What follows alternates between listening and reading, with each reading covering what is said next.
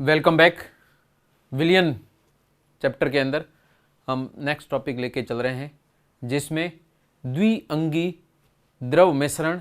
या विलियन का प्रभाजी आसवन द्वारा पृथक्करण हम कैसे करते हैं उस प्रोसेस को हम लेके चल रहे हैं। इम्पॉर्टेंट टॉपिक है जिसके अंदर हम द्विअंगी मिश्रण या विलियन का प्रभाजी आसवन कैसे करते हैं। सर्वप्रथम प्रभाजी आसवन के अंदर जो शब्द आसवन दिया गया है या डिस्टिलेशन जो कहा गया है, तो उस डिस्टिलेशन का मीनिंग क्या होता है या आसवन का क्या अर्थ है। आसवन वास्तव में किसी भी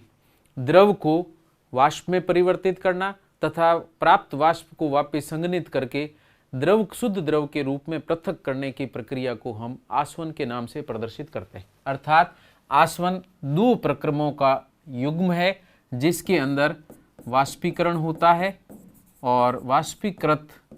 जो वाष्प है उसका वापस संघनन होता है। तो वाष्पीकरण और संघनन को सम्मिलित रूप से क्या कहा जाता है, आसवन या डिस्टिलेशन कहते हैं। तो डिस्टिलेशन क्या है, वेपोराइजेशन और कंडेंसेशन को सम्मिलित रूप से या मिश्रित रूप से हम आसवन कहते हैं। प्रभाजी आसवन का मतलब है यदि आसवन की प्रक्रिया के अंदर दो द्रवों को पृथक करने का अगर अतिरिक्त समय दे करके उनको शुद्ध रूप में क्वथनांकों के मध्य कम अंतर होने के बाद भी पृथक करने के लिए हम अतिरिक्त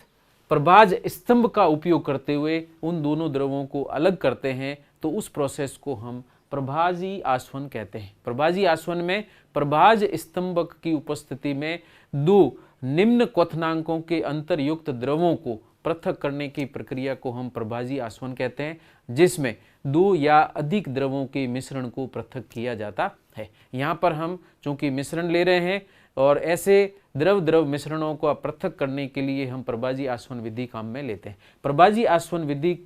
को समझने के लिए हमने यहाँ पर ताप संघटन वक्र का उपयोग किया है, जिसके अंदर किसी भी दिए गए दो द्रवों को जब गर्म किया जाता है, उनका चाहे संघटन कोई भी हो, यदि मैं कहता हूं कि निश्चित संघटन A युक्त कोई द्रव दिया गया है, इस द्रव को यदि गर्म करना प्रारंभ करते हैं तो टेम्परेचर लगातार बढ़ेगा। लेकिन ध्यान रखना है ये प्रक्रिया निश्चित दाब पर या दाब को स्थिर रखते हुए, चाहे वायुमंडलीय दाब ही है, स्थिर रखते हुए प्रक्रम किया जा रहा है। तो यहाँ पर A संघटन युक्त, जिसमें A की मात्रा यहाँ तक है और जो B दिया गया है इसका अर्थात A की मात्रा यहाँ से यहाँ तक है और B का संघटन चूंकि इधर से इधर चल रहा है तो इतनी मात्रा B की है, तो B उपस्थित है और इसमें A भी उपस्थित है। और ये जो ग्राफ आलेखित किया गया है इसमें B की वाष्पशीलता A से अधिक मानते हुए ये वक्र निर्मित किया है और ये प्रोसेस हम शुरू से इसी रूप में काम में ले रहे हैं। तो इसमें A संघटन वाले किसी द्रव को यदि गर्म किया जाता है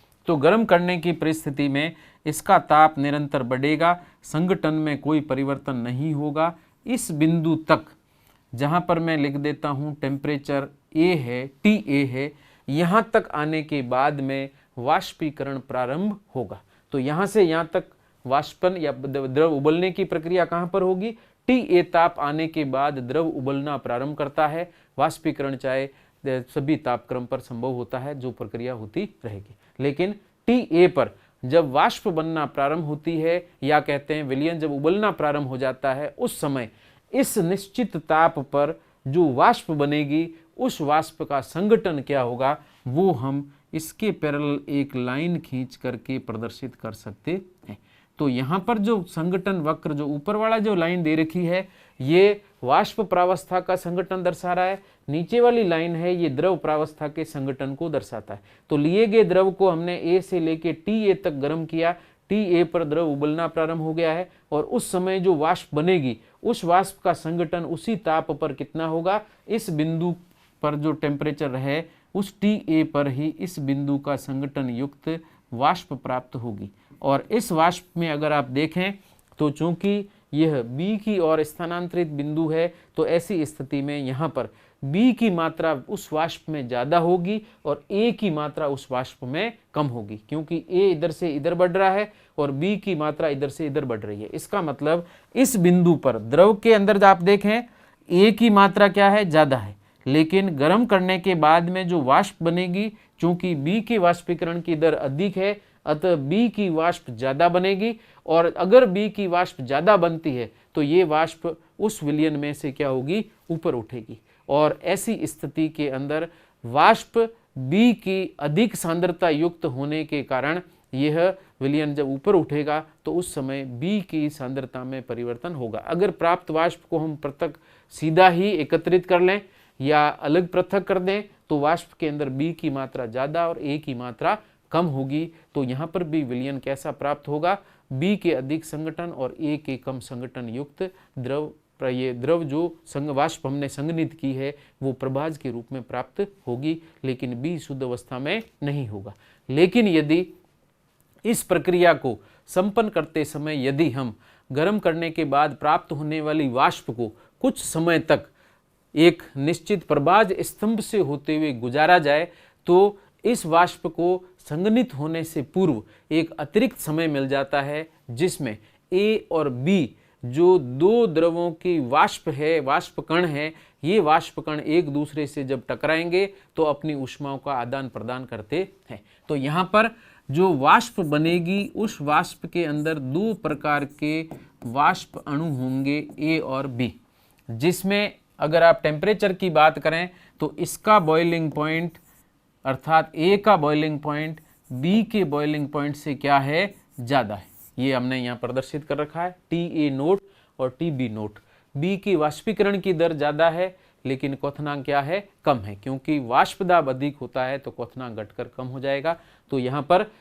बी का क्वथनांक कम और ए का क्वथनांक ज़्यादा है। और जैसे ही ये दोनों वाष्प कुछ समय के लिए जब एक दूसरे के संपर्क में आती है तो अणु आपस में टकरा करके अपनी ऊष्माओं का आदान प्रदान करते हैं। ऐसी स्थिति के अंदर जब ए और बी एक दूसरे से टकराते हैं तो चूंकि इसका क्वथनांक ज़्यादा है तो जैसे ये बी से टकराएगा और बी और इसके बीच में ऊष्मा का आदान प्रदान होने के कारण ए की ऊष्मा में क्या होगी, कमी होगी, अर्थात ए की ऊष्मा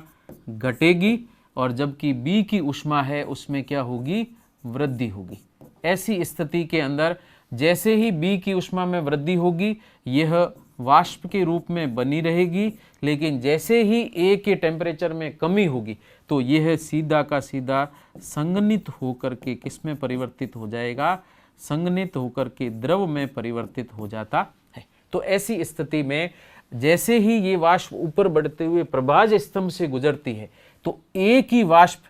ताप में कमी के कारण वापस द्रव के रूप में और पात्र में एकत्रित हो जाएगी, जबकि बी की वाष्प है ये उस प्रभाज स्तंभ से ऊपर बढ़ते हुए संघनित्र से होते हुए शुद्ध अवस्था में बी को लेकर पृथक हो जाएगी। तो यदि प्रभाज स्तंभ लंबा है तो सारे बी के अणु वाष्प अवस्था में बने रहेंगे, लेकिन ए के जो वाष्प अणु थे वे ऊष्मा में कमी के साथ संघनित होकर के नीचे बैठ जाते हैं और ये पुनः उसी पात्र में या उसी फ्लास्क के अंदर एकत्रित हो जाते हैं जिसमें हमने इसको द्रव मिश्रण के साथ में गर्म किया था। तो ऐसी स्थिति में बी की शुद्ध वाष्प ऊपर चलेगी और जो ए है वह वापस पात्र के अंदर रेजिड्यू के रूप में या अवशेष के रूप में एकत्रित हो जाएगा और बी वाष्प के रूप में संघनित होकर प्रभाज के रूप में प्राप्त हो जाती। तो ऐसी स्थिति में हम इस वक्र के उपयोग द्वारा, तो यदि ये प्रक्रिया लंबे समय तक दोहराई जाए तो ऐसी स्थिति में लगातार बी की सांद्रता बढ़ती जाएगी और बी की सांद्रता बढ़ने के साथ शुद्ध अवस्था में बी प्राप्त हो जाएगा, जो कि कहाँ पर प्राप्त होगा, शुद्ध बी प्राप्त हो जाता है प्रभाज के रूप में, क्योंकि इसका क्वथनांक कम है। तो जिसका क्वथनांक कम होता है वो वाष्प के रूप में परिवर्तित होकर प्रभाज के रूप में प्राप्त होता है और जिसका क्वथनांक अधिक है वह अवशेष के रूप में उसी पात्र में बचा रहता है। तो इस तरीके से निम्न क्वथनांक वाला प्रभाज के रूप में और उच्च क्वथनांक वाला द्रव है वो शुद्ध अवस्था में उसी पात्र के अंदर पड़ा रहता है। तो ऐसी स्थिति में हम प्रभाजी आसवन की विधि के द्वारा ए और बी को पूर्णतः पृथक कर सकते हैं। ऐसे ही ये प्रक्रिया हम उन द्रवों के लिए प्रदर्शित कर रहे हैं जो कि द्रव द्रव मिश्रण के रूप में टाइप फर्स्ट के विलयन बनाते हैं, जिनको कि हम आदर्श विलयन कह सकते हैं। तो आदर्श विलयनों के अंदर ए और बी जो दो घटक हैं इनका पूर्ण पृथक्करण किया जा सकता है और इसीलिए हम इनको आदर्श विलयन या राउल के नियम का पालन करने वाले विलयन या टाइप फर्स्ट सॉल्यूशन कहते हैं। और इसमें कहीं पर भी एक ऐसी कोई बिंदु प्राप्त नहीं होता है जिसमें द्रव प्रावस्था का संगठन वाष्प प्रावस्था के संगठन के बराबर हो। चूंकि ये संगठन भिन्न भिन्न है, ऐसी स्थिति में ये दोनों द्रव शुद्ध अवस्था में प्राप्त किए जा सकते हैं और ये प्रक्रिया हम जितनी बार चाहें उतनी बार परिवर्तित कर सकते हैं। अब अगर यदि इस B का वापस वाष्पीकरण किया जाए तो क्या होगा? अगर मैं B को संघनित्र में जो प्राप्त हो गया इसको मैं वापस गर्म करूंगा तो इस बिंदु पर आकर इसकी वाष्प बनेगी और ये वाष्प अगर मैं उसी दाब पर प्रदर्शित करूं तो लगभग ये शुद्ध B द्रव का निर्माण कर देगा और विलयन के अंदर इसमें जो A की मात्रा थी वो रेजिड्यू के रूप में या अवशेष के रूप में उस गोल पेंदे के फ्लास्क में पड़ी रहती है। तो इस तरीके से स्टेप वाइज चलते हुए शुद्ध अवस्था में B प्राप्त हो जाता है। और यदि मैं यहाँ से शुरू करता हूँ तो उसको मैं इस रूप में प्रदर्शित करूँ। देखिए, अगर यहाँ से कोई संगठन युक्त द्रव दे रखा है, यहाँ पर जाने पर ये वाष्पीकृत होगा, जो वाष्प बनेगी उसका संगठन यहाँ होगा, फिर वापस उसको मैं द्रव में परिवर्तित करूँगा, यहाँ पर उस द्रव का क्वथनांक प्राप्त हो जाएगा, फिर वापस उसको गर्म करूँगा तो उसकी वाष्प यहाँ बनेगी, फिर वापस उसके द्रव का यहाँ प्राप्त हो जाएगा और इस तरीके से उसका यदि संगत वाष्पीकरण किया जाए तो इस तरीके से इस टुकड़ों में होते हुए शुद्ध अवस्था के अंदर B प्राप्त हो जाएगा और A जो था वो यहाँ पर संघनित होकर पृथक होता रहता है। तो इस तरीके से A संघनित हुआ, वापिस हमने गर्म किया या गैस अणुओं के बीच या वाष्प अणुओं के बीच ऊष्मा का आदान प्रदान हुआ, तो ऐसी स्थिति में यह B लगातार वाष्प में परिवर्तित होते हुए शुद्ध B के रूप में प्राप्त हो जाता है, जबकि A द्रव प्रावस्था के अंदर रेजिड्यू या अवशेष के रूप में बचा रहता है। और इस प्रक्रिया को हम यहाँ पर प्रभाज स्तंभ के रूप में भी प्रदर्शित कर सकते हैं। ये चित्र है जिसमें इस गोल पेंदे के फ्लास्क के अंदर हमने द्रव A और B ले रखा है, जिसमें उच्च वाष्पशील द्रव B और निम्न वाष्पशील द्रव कौन सा है? A है। इन दोनों को हम यहाँ पर बर्नर की सहायता से गर्म करते हैं और गर्म करने पर यहाँ पर A और B दोनों की वाष्प बनेगी और ये वाष्प इस नली से होते हुए ऊपर बढ़ेगी और ये प्रभाज स्तंभ लगा रखा है, डिस्टिलेशन कॉलम लगा रखा है, तो इसमें सकड़े पॉइंट है, फिर जगह है, फिर सकड़े पॉइंट है, फिर जगह है। तो ऐसी स्थिति के अंदर यहाँ पर A और B के मध्य ऊष्मा का आदान प्रदान कहाँ पर होगा? इस प्रभाज स्तंभ के अंदर। मैंने छोटा बना रखा है, बाकी काफ़ी लंबी नली होती है, प्रभाज स्तंभ काफ़ी लंबा होता है। तो उसमें जितनी ज़्यादा A और B की वाष्प के मध्य संपर्क होगा उतनी ही ऊष्मा का आदान प्रदान अधिक हो जाएगा। ऐसी स्थिति के अंदर लगातार A है ये संघनित होकर इस पात्र में एकत्रित हो जाएगा, जबकि B है ये इस नली से होते हुए संघनित्र से ठंडा होकर के यहाँ पर B के रूप में या प्रभाज B के रूप में प्राप्त हो जाएगा। तो पहले A और B के टाइप फर्स्ट द्रव विलयन में यदि प्रभाजी आसवन किया जाता है तो प्रभाज के रूप में निम्न क्वथनांक का द्रव प्राप्त हो जाएगा जो कि उच्च वाष्पशील है, और जो रेजिड्यू पीछे बचेगा उसके अंदर उच्च क्वथनांक का द्रव A प्राप्त हो जाता है। तो इस तरीके से इस प्रक्रिया को हम प्रभाजी आसवन कहते हैं और A और B को शुद्ध रूप से हम पृथक कर सकते हैं। लेकिन वापस ध्यान रखना है, केवल ऐसे द्रव विलयनों का ही हम पूर्ण पृथक्करण कर सकते हैं जो कि टाइप फर्स्ट या आदर्श विलयन है, उन्हीं को हम शुद्ध रूप में पृथक कर सकते हैं। तो हमने टाइप फर्स्ट प्रकार के विलयन लिए हैं और इनको हम शुद्ध अवस्था में प्राप्त कर सकते हैं। तो ये प्रभाजी आसवन विधि A और B के ऐसे दो द्रव मिश्रणों को प्रयुक्त करके प्रदर्शित कर रहे हैं जो कि टाइप फर्स्ट प्रकृति के हैं, चाहे उसमें बेंजीन और टोलुइन का मिश्रण हो, चाहे उसमें कार्बन टेट्राक्लोराइड और सिलिकॉन टेट्राक्लोराइड का मिश्रण हो, या एथिलीन ब्रोमाइड और एथिलीन आयोडाइड का मिश्रण हो। इन दोनों को पृथक करने के लिए जो कि आदर्श